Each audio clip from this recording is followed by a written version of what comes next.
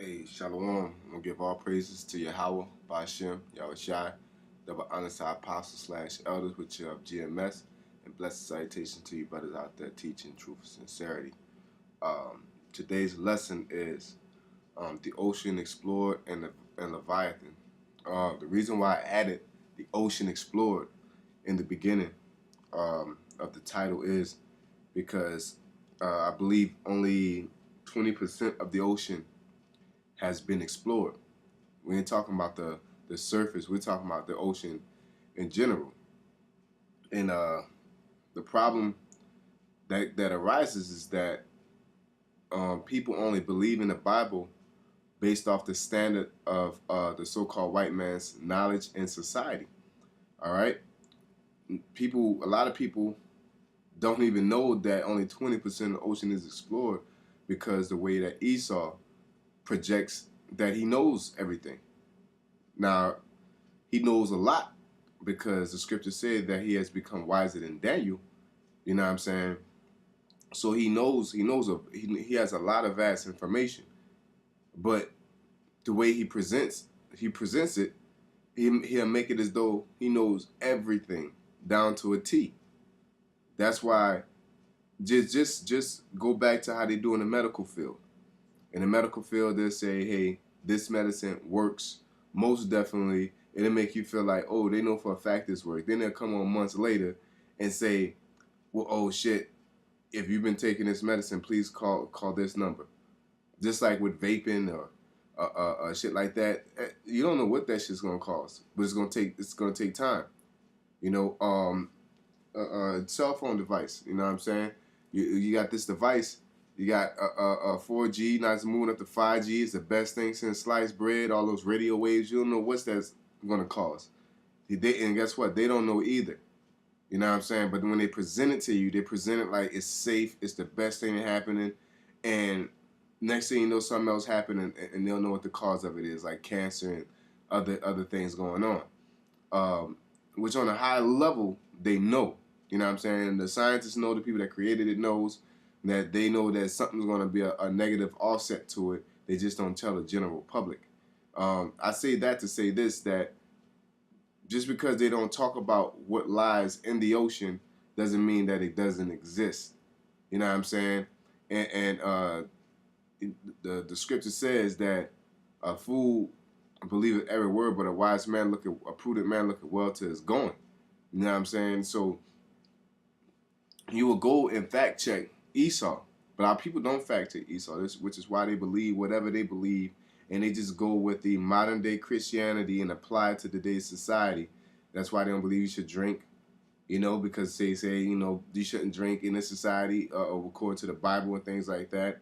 They don't believe in violence, and you know what I'm saying? When the scriptures go over violence and the Lord's coming back with a host of armies, and they also don't believe that certain creatures exist in the Bible, such as with Jonah and the whale, which is a big fish that's able to swallow a human, with this a megalodon, which is is basically a big shark, okay, or yeah, a big shark, a megalodon, and we're going into Leviathan, okay. The scriptures speak of Leviathan, but a lot of Christians take it as a theory more than they'll take it as an actual creature, okay. But there are people that believe in this. There are examples, such as movie Godzilla, and there's another movie, but Godzilla is the main example of what Leviathan will be like. Pacific Rim, I believe it's Pacific Rim, something around those cases. So we're gonna read Job 41:1. And it says, "Canst thou draw out Leviathan with a hook, or his tongue with a cord, which thou lettest down? Canst thou put an hook in into his nose, or bore his jaw through with the horn? Will he make many supplications unto thee? Will he speak soft words unto thee? Will he make a covenant with thee? Wilt thou take him for a servant forever? Can't make him a pet, you know. Wilt thou play with him as with a bird, or wilt thou bind him for thy maidens? Shall the companions make a banquet of him? Shall they part him among the merchants? Canst thou feel his skin with barbed irons, or his head with fish spears? So it's telling you that his skin is so tough, is unbreakable. If you watch Godzilla, they shooting bullets, rockets at him, don't even phase him, man. Sure, they all used to always come to the conclusion that they can overcome. You know what I'm saying? Because that's why they put out something like disinformation. They give you the truth, and then they put a lie in it, and then, you know what I'm saying, that'll make you believe in a lie with the truth. All right. So it says, lay thy hand upon him. Remember the battle. Do no more. Behold, the hope of him is vain. Shall not one be cast down even at the sight of him? You know, because I think the old Godzilla, the motherfucker used to breathe fire, but I think it blasts lasers out his eyes too. You know, really that whole concept comes from the scriptures. They didn't just go to sleep and then it came to them unless the Lord brought that to them. You know, but it's obvious that they got this idea from the scriptures, man. It says none is so fierce that dare stir him up. Who then is able to stand before me? Who have prevented me that I should repay him? Whosoever is under the whole heaven is mine. I will not conceal his parts, nor his power, nor his comely proportion. Who can discover the face of his garment, or who can come to him with his double bridle? Who can open the doors of his face? His teeth are terrible, and teeth are terrible round about. All right. His scales are his pride. You see, shut up together as with a closed seal. One is so near to another that no air can come between them. So his scales is just so fitly joined that you can't get underneath it. You know what I'm saying? They are joined together. They are sticky together. They cannot be. They cannot be.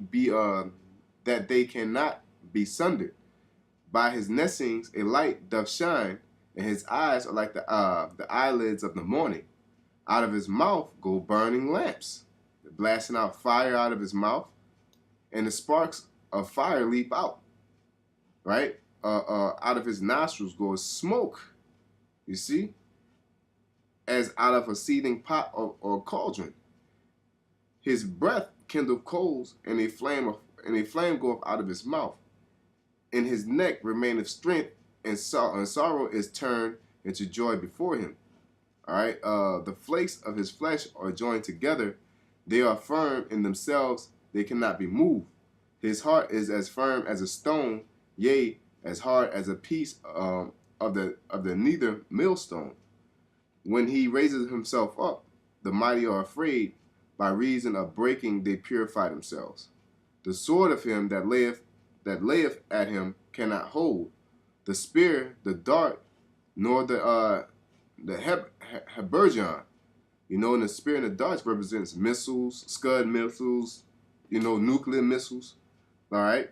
He esteemeth iron as straw, and brass as rotten wood. See, you know what I'm saying? So it's like a missile ain't nothing but like like throwing a rock at him, man. You know, an arrow cannot make him flee. Slingshots are turned with him into stubble. Darts are counted as stubble. He laughed at the shaking of a spear.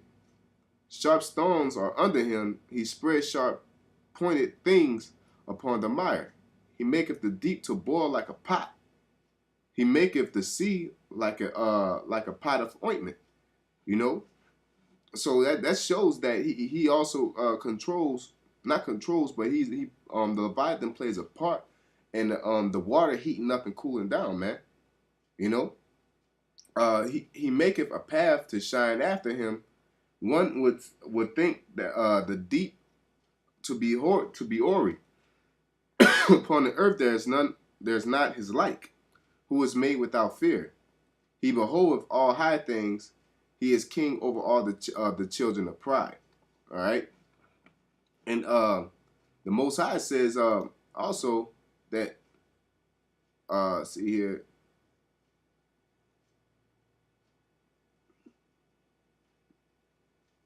the Most High also said basically nobody's gonna be able to stop him. The Most High is gonna have to come in and interfere and stop Leviathan. Not even the elect is gonna be able to stop Leviathan. The Most High is gonna have to destroy him. You know what I'm saying? That's how powerful that creature is, and that's gonna be one of the creatures that's gonna play a part in the destruction of America, man. You know what I'm saying? That's as crazy as it sounds, as taboo as it sounds. That creature exists, and it has capabilities, and it has a biblical part to play in this. So I'm gonna play these clips, you know, and through that I hope you are edified. So I'm gonna give all praise to Yahweh, by Hashem Yahushai, by Hashem Rakar Kodash, double honor to our apostles, and blessed salutations to you brothers that The taste ocean truth, is sincerity. really Again, I hope you deep. brothers are Deeper, in edified fact, from than this. most of us realize. If you were to shave off all of the land from the tops of every continent and island in the world and fill up the ocean's deepest points with that land, then the entire Earth would be covered in an ocean 2 miles deep. 3/4 of our planet is already covered in water, though, and it goes a lot deeper than just 2 miles. Let's start with a sense of scale. This dot right here is the size of an average human, this slightly larger dot is the size of an elephant, and this is the size of the largest ship ever built, the Knock Nevis. With that in mind, let's start going underwater and see what we find out. The first milestone is at 40 meters below the surface, which is the maximum depth allowed for recreational scuba diving. A little further down at 93 meters is where the wreck of the Lusitania was discovered, which is interesting because the Lusitania itself is 240 meters long, which means that it sank in water shallower than it is long, so if the ship was standing on its stern or bow, it would be sticking out of the water. Just slightly deeper than that, at 100 meters, is where diving can become seriously fatal if you're not careful because of decompression sickness. But that didn't stop a man named Herbert Nitsch to accomplish the free diving world record at a depth of 214 meters. This guy swam down to this level with just one single breath. But a little further down at 332 meters, we have the scuba diving world record, which was accomplished by another man named Ahmed Gabir. If he had swam down another 111 meters, then he would have reached the height of the Empire State Building if it was submerged underwater. And a little further than that, at 500 meters below the surface, we arrive at the maximum dive depth of blue whales, the largest creatures on the planet and also the limit of the US Seawolf class nuclear submarine. At 535 meters, we can witness the maximum dive depth of emperor penguins, and this is when we must bring up the intensity of water pressure. At this level below the surface, the water pressure exerted on a person, or the penguins, would be roughly equivalent to a polar bear standing on a quarter. So further down the depths, at 830 meters, would be the height of the Burj Khalifa in Dubai, the tallest building in the world. Once we hit 1,000 meters below the surface, we begin to enter the scary zone. Light from the surface can no longer reach beyond this point, so the rest of the ocean below is shrouded in permanent darkness. On top of that, the water pressure you would experience at this point would be about the same as if you were standing on the surface of the planet Venus, meaning that you would die very quickly. You would also meet the giant squid at this sea level if the water pressure didn't already kill you. At 1,280 meters, we reach the maximum depth dived to by the leatherback sea turtle, and further down at 1,828 meters, we would reach the deepest part of the Grand Canyon were it to be underwater with us.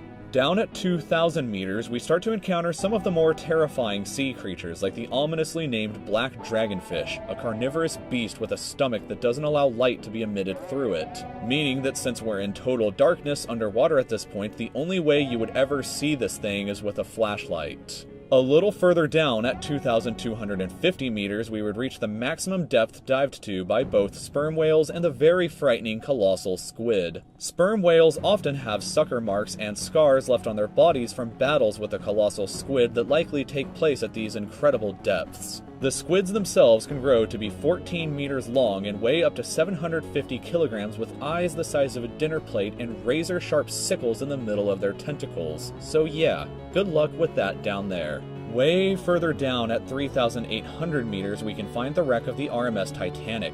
And a bit past that, at 4,000 meters, we start to enter the abyssal zone of the ocean. Water pressure is at an astonishing 11,000 pounds per square inch down here, and there are numerous strange, almost alien-like creatures that inhabit these depths, such as the fangtooth, anglerfish, and viperfish. Down at 4,267 meters is the average depth of the ocean where you would normally expect to hit the floor, but there are parts of the ocean that go significantly deeper than even this. At 4,791 meters rests the wreckage of the battleship Bismarck sunk during World War II, and way down at 6,000 meters is the beginning of the Hadal Zone, named after the underworld Hades itself. The water pressure down at these depths can become 1,100 times what you would experience way back on top at the surface, which is roughly equal to an elephant balancing on a postage stamp or a single person carrying the weight of 50 Boeing 747 jumbo jets. Down at these depths, you would be crushed immediately without any outside protection, but life still exists down here in various strange forms. At 6,500 meters, we reach the maximum depth that the DSV Alvin can dive to, a popular research submarine that helped to discover the Titanic. Way further down at 8,848 meters below the surface, and we have arrived at the height of Mount Everest, were it to be upside down and placed underwater. And then, way further past even that, at 10,898 meters, we arrive at the depth reached by James Cameron in 2012 during the Deep Sea Challenger mission. The deepest point in the ocean yet reached by humans was back in 1960, though, when two men named Don Walsh and Jacques Piccard reached a depth of 10,916 meters using their Trieste submarine. It took them 5 hours to descend through the ocean to this depth, and they only stayed for 20 minutes before a window cracked and they began to resurface. Just a bit further down from there at 10,972 meters and we reach the average flight altitude of a commercial airliner. So if you've ever looked out of a window while on a flight and looked down to the ground, that's a very good sense of how incredibly deep down into the abyss that we are currently at. Finally, when we hit 10,994 meters, we have hit the bottom of the known ocean called the Challenger Deep, right here on this map just about 300 kilometers southwest of Guam Island. However, it is believed that there are almost certainly even deeper parts of the ocean than this that just haven't been discovered yet. It wasn't until 1997, after all, that the Sirena Deep was discovered with a depth of 10,732 meters, making it the second deepest known point in the ocean. It is estimated that only about 5% of the ocean's floor has been accurately mapped, leaving the other 95% to be currently a mystery. It may be only a matter of time. That's in there. Whatever it is they're guarding so carefully, it's real.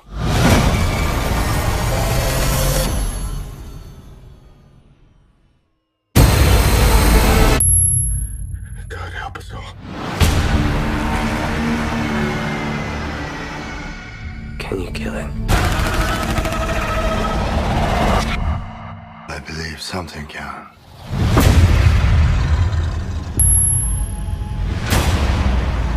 Monster. No, a god.